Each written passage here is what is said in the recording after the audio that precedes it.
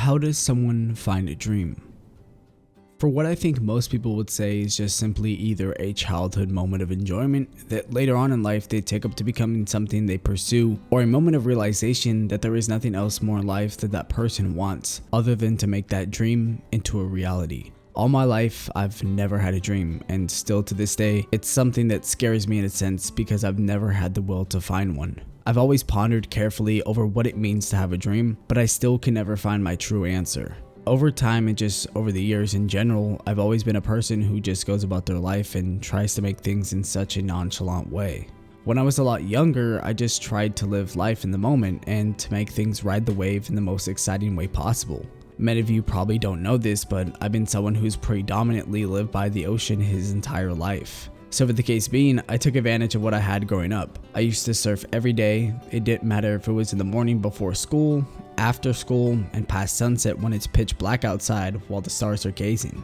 I found a love for the ocean pretty much every day of the week. Later on, I took part in local tournaments in my city and won a few here and there. And on a special occasion that to this day I'd probably never forget. It just so happens I take part in a tournament in which I did lose but learned a lot from. When it came time for the announcement of the winners, the person who came in first place gave a speech of admiration of his dream for the sport. He said he wanted to be known across the globe and that he wanted to take part in the greatest tournament for the category of surfing that ever existed. And at the time, he wanted to live in a time where surfing would be taken so seriously, would be in the Olympics, which has already been confirmed for the next Olympics that will take place. Once I heard this, I thought to myself, how does someone find a dream? I still didn't feel that burning passion that I think I had for the sport, and so on. I was still asking myself the same question. How does someone find a dream? Or more importantly, how do I find my dream? And like I've said before, still to this day I haven't found that burning passion for anything, and it genuinely scares me because I don't know if it will ever occur, especially at the age I am right now of 19. But when I see someone or something that has that passion for anything regardless of what it is, it gets me fired up and it gets me excited. And I think that's why the story of Blue Lock inspires me so much to find that answer of just finding a dream and pursuing it. For a while now, Blue Lock has been a story I've seen pretty much everywhere, and about a year ago, I started the first few chapters of it just to check it out to see what the whole series was about. And mind you, I've always been so hesitant to start a sports series just because of the fact it's super hard for me to get really invested into them, because usually the main focus and premise relies around the sport, and for someone like myself, I've never really played any sports for a team unless it was something to do with the water. Of course, there are the exceptions with some series I've both read and watched.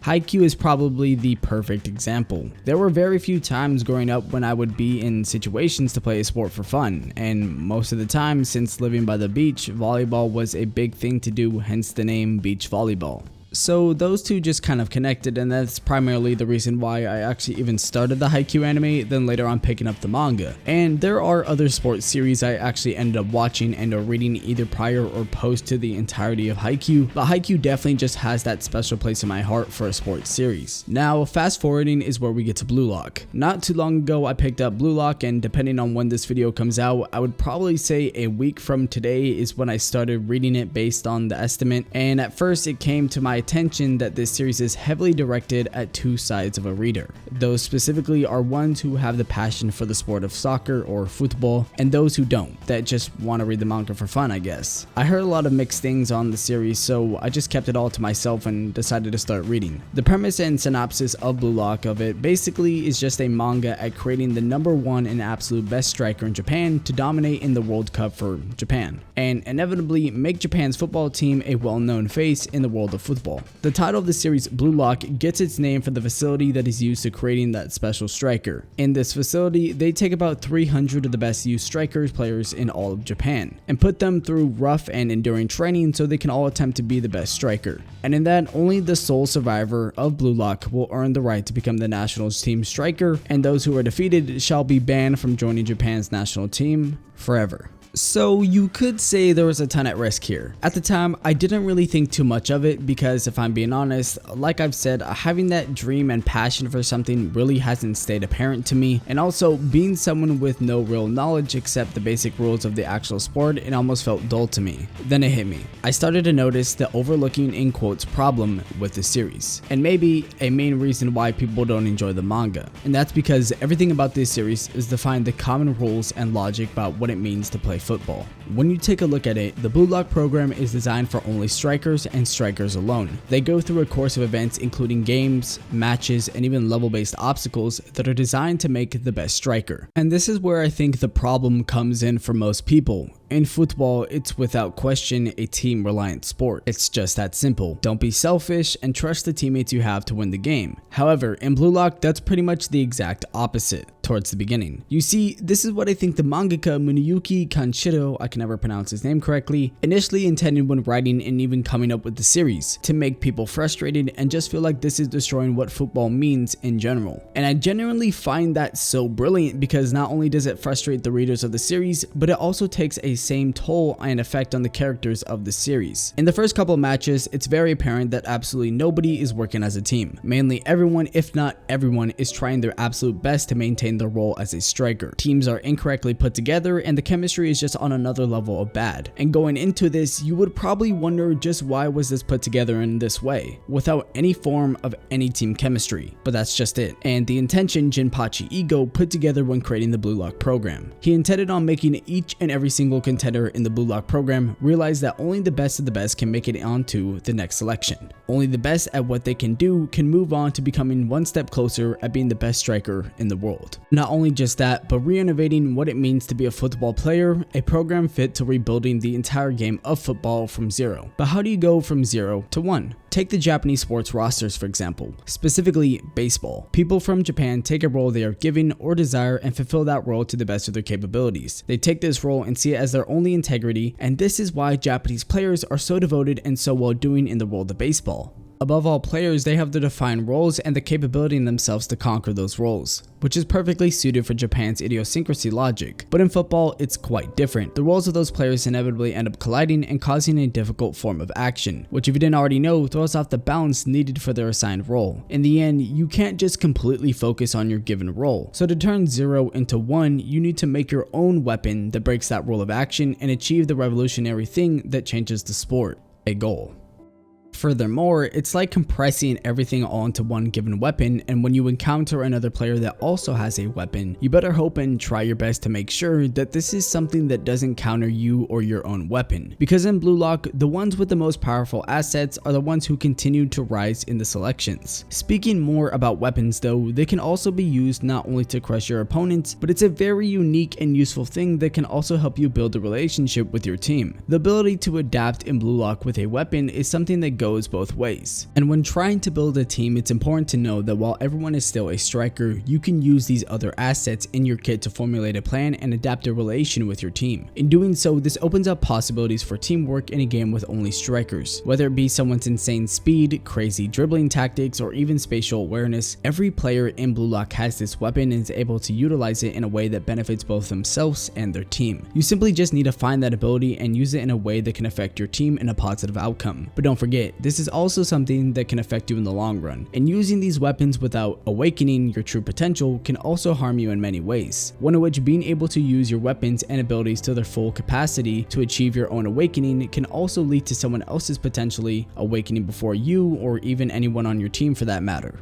But in order to awaken, one must have experienced the forced amount of consideration of the sport. It's simply just learning and evolving over a course of time. The thing about that though, some players can adapt and evolve a lot faster than other players, but it's not impossible for anyone. It's just a moment when you learn who you truly are and what you're genuinely capable of when you're on the field. Remember, this is a game of egotists aiming to become the number one, and only one out of the 300 starting players get to come out as the best striker and the one to represent Japan in the World Cup. So in order to evolve and keep pushing forward, you're gonna have to push yourself and put your body and mind in the most extreme circumstances. And at any moment in time, you can create a formula in which it lets you see the goal in yourself to seize absolute victory. So giving it to you straightforward, the only one who can become the world's best is the one who can overlook the quote-unquote problem with Blue Lock. Now, in this series, there are a plethora of characters with different aspects and attributes, and personally what I find so fun in the manga is how well articulated the characters are, whether it be for a short time or a long time you spend with them. The time in Blue Lock flows in a way where, depending on just who you meet and just who you go up against, there are moments for every character in the series. And for most people, they all tend to have the same dream in mind of becoming the world's best striker, but just how they see fit getting there all just depends on the person they are. Take the worst generation from One Piece for example. The reason I'm making an example out of them is because in the series, the worst generation are a group of pirates of an era people like to call, you guessed it, the worst generation. And in that group, there are a ton of pirates that have the goal in mind to becoming the king of pirates or something oddly similar. And in doing so, they, depending on the person they are, form out their own path and formula for how they see fit in the world of pirates. Someone like Luffy is pretty excited and just wants to explore the world without causing too much damage to anyone that doesn't bother him. And someone like Law is a pretty nonchalant guy who just has a few goals in mind but doesn't mind getting through people that are in his path. And Kid, out of everyone in the worst generation, is objectively the most terrifying to be around, causing the most havoc and destruction on anyone good or bad. Hence why his bounty towards the stardust Sabaody was higher than our main character Monkey D. Luffy. So the point I'm trying to make here is that regardless of what your dream is, even if it's the same as someone in common interest, the path you choose to get there is strictly based on the person you are. And in Blue Lock, since everyone has the same goal in mind, everyone has this path that is set to the dream in thought. It just comes down to who has the best path carved out for a king to walk in. So throughout the series, you come across an abundance of amount of characters that feel so different yet so similar. It's kind of ironic, but there are definitely the odd ones that stick out, but I guess that's just normal when it comes to reading and or watching an anime/manga series. And just to point this out, because I know some people are definitely going to ask me this question later on, of who is my favorite character in the series. Well, to be honest, it's a pretty lame answer, but I'd have to go with our main character Isagi Yoichi. I just feel like I have a special connection with him, as would anyone who shares a common interest in a favorite character. But speaking more about characters, there is something I think that Blue Lock does pretty well regardless of the amazing series and tactics it takes up already. As the story seems to progress, there always comes a time when not everyone who's played with each other already, especially if they win, will always have the luxury of playing with that unstoppable or at least a very good team that they played with before. As sections move on and players seem to leave and continue forward, things switch up and people that were once your ally become your enemy. In doing so, creating the perfect rivalry matches over and over again with different characters. But the one thing about this is that not only do you have a chance of either finding a better connection with players you never played with before, you can form and make a reaction with a chain of characters that just flow like water. So characters that previously might not have looked as some of the best of the best now will look a lot stronger in a chain with a team that just fits their capabilities. Of course, that only goes so far in Blue Lock, but it can also help them evolve in ways they never saw fit before. And when it comes to rivalry matches, it's for the most part usually about overcoming that person on the field. So to overcome someone, you must prove one's strength. In order to do that, you must gamble everything and believe in your admirations and dreams, and to prove to the world that your strength is really worth it, especially against your rival. If you fail to do that, then you're not even worth being considered a rival in Blue Lock. So once you add a pinch of everything together, that's when I personally think you can find yourself, and with a partner and or on a team, you can create a chemical reaction with. And whether anyone in Blue Lock wants to admit it or not, there are times when you must overthrow and overcome someone to make that certain chemical reaction. But do keep in mind that if it's too much for the other person, it might fail. If it's too little, then it also might fail. In a way, you have to be in total sync with the person or group you're trying to connect with in order to make that certain chemical reaction. Kind of like a fusion dance from Dragon Ball in a way. If it's not perfected, then anything and everything will fail for the transformation in place. And quite coherently, a common phenomenon in Blue Lock that unavoidably occurs in the world of matches that people sometimes may even forget, even the world's best at anything, in this case a striker, winning every match is impossible. The only thing to take from this, especially if it's in a rival match with a chemical reaction, is to learn most from losing the match. Because if you don't, you will inevitably fall down a pit of despair. That's why failure in Blue Lock and just in general is the crossroad to a dream. And the most important thing to learn at that moment is the reality of your own strengths, to feel the deepest pain at your own powerless will. So the people who still try and still push to move forward, even at the lowest point of breaking, are the only ones who have the power to make their dreams come true.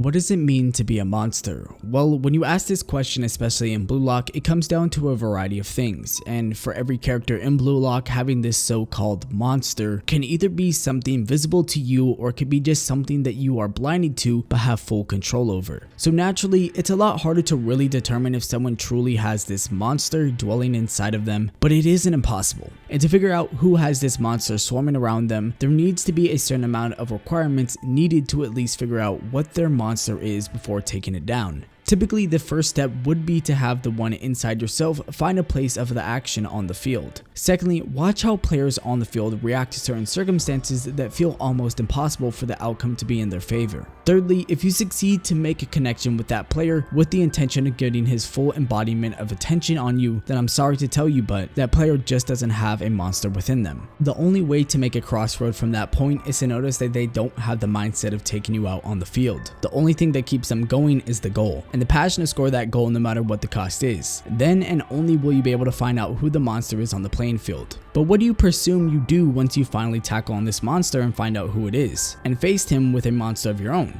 Well, if you haven't already guessed it, my guess would be you might be thinking too far ahead. And simply, the answer would just be to prove your dominance over the other monster and quite literally devour the other player. And in Blue Lock, there can only be one above all who moves on. So when you look at it from a retrospective, all you have to do is prove that you are better than the other monster, and anyone else simply does not exist in your environment. But in the world of Blue Lock, change is a huge component, and finding out what your ego truly means is capable for any player that is seriously aiming to be the number one, even if it kills them. And to me, even after finding the monster inside of you and realizing the others around you with them, there will come a point when even you yourself will surpass that monster inside of you. So once that happens, you yourself will become the monster and not have to rely on anyone but yourself, in doing so creating and becoming the monster inside you. So do whatever it takes, because in the end, the one only capable of pushing yourself past that point of retribution is you, the one to become the monster.